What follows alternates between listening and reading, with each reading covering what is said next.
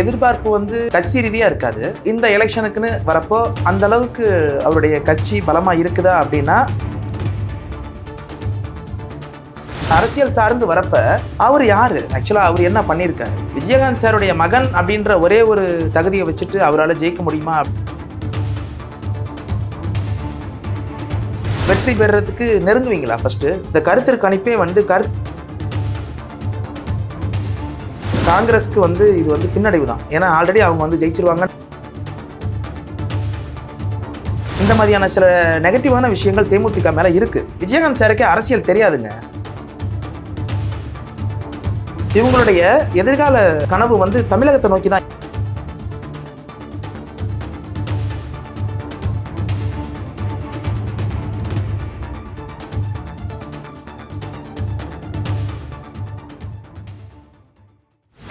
தமிழ் அன்பு நேயர்களுக்கு நெஞ்சார்ந்த வாழ்த்துக்கள். இன்றைய நம்முடைய நேர்காணலில் சின்னத்திரை நடிகர் திரு ஜான் அவர்கள் இணைந்துள்ளார்கள். வணக்கம். வணக்கம். எப்படி இருக்கீங்க? நல்லா இருக்கேன். நீங்க நல்லா இருக்கீங்களா? நல்லா இருக்கேன். விஜயகாந்த் குறித்து நிறைய பேசியிருக்கீங்க நீங்கள் முன்னாடியே. இப்பொழுது அடுத்த கட்டம் விஜயகாந்தோட கட்சி தேமுதிக கட்சி அடுத்த கட்டத்தை நோக்கி பயணிச்சிருக்குது. விஜயகாந்த் இல்லாத முதல் தேமுதிக தேர்தல் களம் 2024 எப்படி இருக்குன்னு நினைக்கிறீங்க? எதிர்பார்ப்பு வந்து கட்சி ரீதியா இருக்காது. காரணம் என்னன்னா, அவர் உயிரோடு இல்லாமல் அவங்க சந்திக்கிற முதல் தேர்தல். இதுக்கு முன்னாடி பார்த்தீங்கன்னா அவர் ஒரு அரசியலில் ஒரு திருப்புமுனையாக இருந்தார். இதுக்கு முன்னாடி நடந்த எலெக்ஷனில் கூட்டணி அப்படின்னு நிர்ணயம் பண்ணுறதே விஜயகாந்த் சாராக தான் இருந்தார். அது உங்களுக்கு நல்லா தெரியும். கடந்த தேர்தல்களில் ஒரு முக்கியமான ஒரு கூட்டணி அமைஞ்சிச்சு. அப்போது அவருடைய தலைமையில் தான் நிறைய பெரிய தலைவர்கள், மாற்று கருத்தை இருக்கக்கூடிய பெரிய தலைவர்கள் எல்லாருமே இணைஞ்சு ஒரு கூட்டணியை உருவாக்குனாங்க. அந்த கூட்டணி எவ்வளோ பலமாக இருந்ததுன்னு உங்களுக்கு தெரியும். அந்த சமயத்தில் இப்போ இருக்கக்கூடிய பாரத பிரதமர் மோடி அவர்கள் விஜயகாந்த் சார் மேலே எந்த அளவுக்கு பாசம் வச்சுருந்தாருன்றதை சில காணொளி மூலியமாகவே நீங்கள் தெரிஞ்சிருக்கலாம். இப்போ இந்த எலெக்ஷனுக்குன்னு வரப்போ அந்த அளவுக்கு அவருடைய கட்சி பலமாக இருக்குதா அப்படின்னா, கண்டிப்பாக அந்த பலம் கொஞ்சம் கம்மியாகி தான் இருக்குது. காரணம் என்னென்னா, மற்ற பெரிய கட்சிகள் கூட்டணி சம்மந்தமாக பேச அழைக்கிறதா இருக்கட்டும், இல்லை பேச்சுவார்த்தை நடந்த சமயத்தில் அவங்களுடைய தேமுதிக கட்சியை எந்த அளவுக்கு இவங்க நிராகரிச்சாங்கன்றதை கடந்து வந்த நாட்களில் நீங்கள் நல்லா பார்த்துருப்பீங்க. அதிமுகவோட 5 தொகுதியில் வந்து கூட்டணி பங்கீடு நடந்திருக்குது. இப்போ இந்த 5 தொகுதியில் வெற்றி நிலவரம் எப்படி இருக்கும்? இதில் வந்து குறிப்பாக வந்து விருதுநகரில் வந்து விஜயகாந்தோட மகன் விஜய் பிரபாகர் நிற்கிறதா கூட பேச்சு அடிப்படுது. அங்கே அவரோட வெற்றி வாய்ப்பு எப்படி இருக்குன்னு நீங்கள் கருதுறீங்க? ஒரு ரசிகனாக இல்லாமல் என்னுடைய கருத்து என்ன அப்படின்னா, இப்போ இருக்கக்கூடிய மக்கள் ரொம்ப தெளிவாக இருக்கிறாங்க. விஜயகாந்த் சார் மேலே வச்சுருந்த அன்புக்கு அவங்க கண்ணீரால் அஞ்சலி செலுத்தினாங்க. அவருடைய மகன்கள் 2 பேரில் ஒருத்தரை சினிமா ரீதியாக ஏற்றுக்குவாங்க, அது சம்மந்தமாக வேணால் ஏற்றுக்கலாம். அரசியல் சார்ந்து வரப்போ அவர் யார், ஆக்சுவலாக அவர் என்ன பண்ணியிருக்காரு? இப்போ நான் ஒரு சராசரியாக ஒரு ரசிகனாக இருந்து பார்க்குறேன். இல்லை விஜயகாந்த் சார் நிற்கிறாரா, விருதாச்சலத்தில் அவர் நிற்கிறாரா, இல்லை நீங்கள் சொன்ன மாதிரி விருதுநகர் தொகுதியில் அவர் நிற்கிறாரா? இல்லையே. அவருடைய மகன் இப்போது நடிப்புலையே திறமையாக வரவங்க ஃபஸ்ட்டு படத்தில் ஜொலிக்கிறாங்க. அதுக்கப்புறம் போக போக அவங்க வாய்ப்பை பயன்படுத்திக்கிட்டு வாரிசாக இருந்தாலுமே சாதிக்கிறதுன்றது ரொம்ப கம்மியாக இருக்குது. எவ்வளோ பெரிய நடிகருடைய வாரிசாக இருந்தாலும் திறமை இல்லைன்னா நடிப்பில் சாதிக்க முடியாது. அது நம்ம கடந்த சில படங்களில் பார்த்துட்டோம். அரசியல்னு வரப்போ நடிகர்களாலேயே ஜெயிக்க முடியல. இப்போ இருக்கக்கூடிய பெரிய பெரிய நடிகர்களே நிறையா கட்சி வச்சுருக்கிறாங்க. நீங்களே பார்க்குறீங்க. இப்போ நம்மளுடைய பக்கத்து மாநிலமாக இருக்கட்டும், இல்லை இங்கேயா இருக்கட்டும், பெரிய நடிகர்களே கட்சி வச்சு அதில் சாதிக்க முடியாமல் இருக்கிறாங்க. விஜயகாந்த் சாருடைய மகன் அப்படின்ற ஒரே ஒரு தகுதியை வச்சுட்டு அவரால் ஜெயிக்க முடியுமா அப்படின்னா, ஒரு சராசரி நார்மல் பர்சனாக நான் என்ன சொல்வேன்னா அது கொஞ்சம் கஷ்டம்தான். அதை வச்சுட்டு அவருடைய வாக்கு ஏறும் ஏறாதுன்னு சொல்ல முடியாது. அந்த அனுதாப அலையால் ஓட்டு வர்றதுன்றது நிச்சயம் கிடையாது. இல்லை, ஒரு கணக்கீடு, ஒரு புள்ளியல் கணக்கீடு எடுத்திருக்காங்க. விஜயகாந்த் மறைவுக்கு பிறகு அவரோட அனுதாப ஓட்டுகள் வந்து 1% கூடி இருக்குது. வெற்றி வாய்ப்பு வருமா உங்களுக்கு? அதுதான் கேள்வி. நீங்கள் வந்து வெற்றி பெறதுக்கு நெருங்குவீங்களா ஃபஸ்ட்டு? அது வந்து நான் ஒரு சராசரியாக ஒரு நார்மல் காமன் மேனாக இருந்து சொல்லணுன்னா அது கஷ்டம். ஆமாம், நிச்சயமாக அது கஷ்டம்.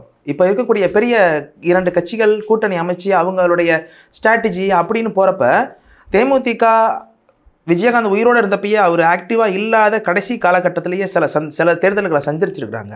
அந்த சமயத்தில் எந்த அளவுக்கு வாக்கு சரிவு ஏற்பட்டுச்சோ அதை விட ரொம்ப மோசமாக இருக்கும் இந்த தடவை. இப்போ 5 தொகுதியில் அவங்க நிற்கிறப்ப வந்து இப்போ ஒரு புள்ளியல் தரவியல் அடிப்படையில் எடுத்துட்டிங்கன்னா 5 தொகுதியில் வந்து நேரடியாக வந்து அவங்க காங்கிரஸை 3 தொகுதியில் வந்து எதிர்க்கிறாங்க. காங்கிரஸும் வந்து ஒரு வலுவிழந்த கூட்டணியிலே இருந்தாலும் காங்கிரஸும் ஒரு வலுவிழந்த இடத்துல தான் இருக்குது.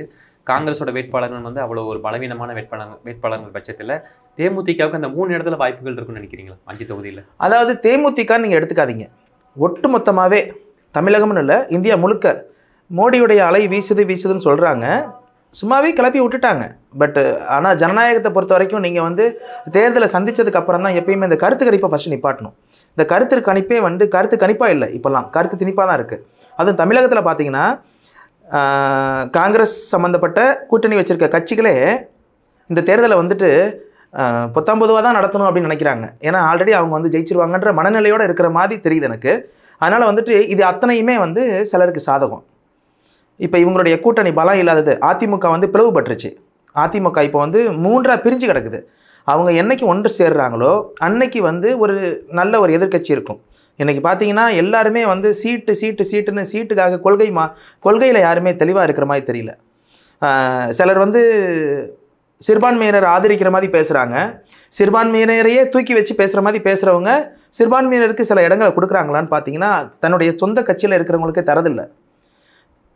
அப்படி இருக்கிற பட்சத்தில் காங்கிரஸுக்கு வந்து இது வந்து பின்னடைவு தான், கண்டிப்பாக பின்னடைவு தான். மத ரீதியாக பார்க்க போகிறப்ப இங்கே மத ரீதியாக வச்சு அவங்க அரசியலை முன்னெடுக்கிறாங்க, எதிர்ப்புகளையும் தெரிவிக்கிறாங்க மக்கள்.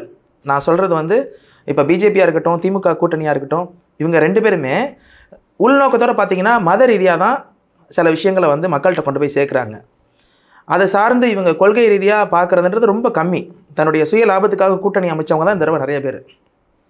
தேமுதிக பாவம், நான் வேறு என்ன சொல்ல முடியும், விஜயகாந்த் சார் வேறு இல்லை, அவங்களும் வந்து கட்சியை வழிநடத்தி கொண்டு போகணுன்ட்டு முயற்சி எடுத்து செய்கிறாங்க. பட் ஆனால் அது அந்தளவுக்கு சாத்தியப்படுமானா ஒரு சராசரி குடிமகனாக ஓட்டு போடுற ஒரு நார்மல் வாக்காளராக அது நடக்காதுன்னு தான் நான் சொல்லுவேன்.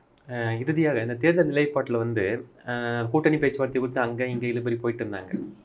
கடைசியில் வந்து பெரிதும் எதிர்பார்த்தது வந்து பாஜக கூட தேமுதிக கூட்டணி அமைக்கும் அப்படின்னு எதிர்பார்த்தாங்க. ஆனால் கடைசியில் வந்து பாஜக கூட கூட்டணி இல்லாமல் அதிமுக கூட கூட்டணி போயிட்டாங்க. பாஜக கூட கூட்டணி வைக்காததுக்கான காரணம் என்ன அப்படின்னு நீங்கள் கருதுறீங்க? காரணம் இருக்கா இல்லையான்ட்டு நம்ம அதை உள்நோக்கத்தோடு தெரிஞ்சிக்காமல் இருக்கிறத விட, விஜயகாந்த் இல்லாமல் இவங்க சந்திக்கக்கூடிய இந்த தேர்தலில் இவங்க இப்போ எடுத்த நிலைப்பாடு வந்து எனக்கு என்னமோ நல்ல நிலைப்பாடாக தான் தெரியுது. ஏன்னா கடந்த காலங்களில் வந்துட்டு அவங்க பிஜேபியோட கூட்டணி வச்சுருந்தாங்க. அந்த கூட்டணி பேரம் சமயத்திலேயே வந்துட்டு நிறைய விஷயங்கள் இங்கிட்டு அங்கிட்டும் மாறி பேசி அவங்க அது உள்ளார இருந்து நிறைய பேர் அதை வெளியிட்டு இந்த மாதிரியான சில நெகட்டிவான விஷயங்கள் தேமுதிக மேலே இருக்குது. விஜயகாந்த் சாருக்கே அரசியல் தெரியாதுங்க. அந்த மனுஷன் வந்து நேர்மையாக இருந்ததுனால தான் சில இப்போ நடக்கக்கூடிய இந்த பாலிடிக்ஸில் நடக்கக்கூடிய பேரம் பேசுகிறன்ற விஷயம் அவருக்கு தெரியாதனால அவர் நல்ல அரசியலை முன்னெடுத்துட்டு போய் ஒரு கூட்டணி அமைச்சு அவர் தேர்தலை சந்திக்கணும்னு நினச்சி தான் அவர் போனார். அந்த சமயத்தில் நடந்த கூட்டணிகள் சிலர் வந்து தவறான எண்ணங்களோட கூட்டணி வச்சாங்க, இடையில விலகியும் போனாங்க. ஆனால் அதுக்கப்புறம் நடந்த விஷயங்கள் அவங்க குடும்பத்தாரால் அவங்க மைத்திரனால நடந்த விஷயங்கள்லாம் அவருக்கு தெரியுமா தெரியாதான்னு தெரியாது. இந்த சமயத்தில் இவங்க அதிமுகவோட போனது வந்து ஒரு வகையில் அவங்களுக்கு சாதகம். எதிர்காலங்களில் இவங்களுடைய அரசியல் நிலைப்பாடு எப்படி இருந்து இதையே அவங்க முன்னெடுத்துட்டு போய் அவருடைய விஜயகாந்த் சாருடைய மகன் அவருக்கு எதிர்காலம் வேணும் அப்படின்னு நினச்சாங்கன்னா இந்த மாதிரியான நடுநிலையோடு அவங்க இப்போ பாமக பார்த்தீங்கன்னா கடைசியில் அவங்களுடைய கொள்கை ரீதியாக அவங்களுக்கு எந்த விதமான தெளிவான ஒரு இதுவுமே இல்லை. ஒரு நேரம் கூட்டணியே வைக்க மாட்டோன்றாங்க, எங்களை தலைமையில் தான் கூட்டணின்றாங்க. ஒவ்வொரு 5 வருஷத்துக்கு ஒரு தடவை ஒவ்வொரு சட்டமன்ற எலெக்ஷனுக்கும் ஒவ்வொரு நாடாளுமன்ற எலெக்ஷனுக்கும் அவங்களுடைய நிலைப்பாடு மாறிக்கிட்டே இருக்குது. சிஎம்மாக நின்று பதவி பிரமாணம் எடுத்துக்கிறாரு ஒரு மேடையில் நின்று. ஆனால் திரும்பி வந்து என்ன பண்ணுறாருன்னா அவர் நல்ல விஷயங்கள் ஒன்று தான் சொல்கிறாரு, மது வேணான்னு சொல்கிறாரு. அதன் ரீதியாக இது பண்ணலாம், அவர் ஆதரிக்கலாம். ஆனால் அவருடைய கட்சி அவரை சார்ந்திருக்கக்கூடிய மக்கள் அவரை நம்பி இருக்கிறாங்க, அவர்கிட்ட பொறுப்பை ஒப்படைச்சிட்டாங்க. இவர் எதுக்கு பேரம் பேசிட்டு இந்த மாதிரி ஒவ்வொருத்தட்ட இங்கிட்டு போகிறாரு அங்கிட்டு போகிறாரு? அப்போ என்ன தான் அவருடைய தனித்தனிமை? ஒன்றுமே இல்லை. அதனால் வந்துட்டு பாமக மாதிரி தேமுதிக போகாதது ஒரு வகையில் நல்லது. இதையே அவங்க பிற்காலத்தில் எதிர்காலத்தில் கொஞ்சம் நல்ல மாதிரி நடுநிலையாக இருந்து செஞ்சாங்க அப்படின்னா அவருக்கு எதிர்காலம் இருக்கும். இதுதான் என்னுடைய கருத்து. அவர் தமிழக அரசியலில் அவங்க முழுசாக அவங்களுடைய கவனத்தை செலுத்தணும். தமிழக அரசியலில் அவங்களுடைய நிலைப்பாடு, அவங்களுடைய எதிர்காலம், மக்களுடைய நலன் அது கருதி அவங்களுடைய நகர்வுகள் இருந்ததுன்னா கண்டிப்பாக எதிர்காலத்தில் அவங்களுக்கு ஒரு நல்ல வாய்ப்பு இருக்கும். இல்லைனா அடுத்த சட்டமன்ற தேர்தலில் இவங்களோட இது வந்து பிரதிபலிக்கும். ஆமாம், ஏன்னா தமிழகத்தை சார்ந்து தானே எல்லா விஷயமுமே இருக்குது. இப்போ நீங்கள் வந்துட்டு இப்போ எம்பி எலெக்ஷன் நடக்குது, அதில் அவங்களுடைய பங்களிப்பு இருந்தாலும் இவங்களுடைய எதிர்கால கனவு வந்து தமிழகத்தை நோக்கி தான் இருக்கணும். இப்போ சண்முக பாண்டியனே வந்து அரசியலில் நிற்கிறாருன்னா நாளைக்கு அவர் வந்து இங்கே தமிழகத்தில் தானே இருக்க போகிறாரு. அந்த மாதிரியான ஒரு நிலைப்பாடு எடுத்துகிட்டு போயிட்டு அவருடைய எதிர்காலம் திராவிட கூட்டணிகளோட அல்லது அவர் திராவிடம் சார்ந்த எண்ணங்களோட கொள்கைகளோட அவர் பயணிச்சார்னா அவருக்கான ஒரு நல்ல எதிர்காலம் இருக்குன்னு எனக்கு என்னமோ படுது. இது என்னுடைய தனிப்பட்ட கருத்து. நிச்சயமா. நன்றி திரு ஜான், இவ்வளோ நேரம் உங்களுடைய பொன்னான நேரங்களை ஒதுக்கி தேமுதிகவுக்காக சில கருத்துக்களை முன் வச்சிங்க. அவருடைய பணி சிறக்கவும் உங்களுடைய பணி சிறக்கவும் நெவர்ஸ் தமிழ் சார்பாக வாழ்த்துக்கள். என்னுடைய கருத்தை மதித்து கேட்டதுக்கு மிக்க நன்றி. வணக்கம்.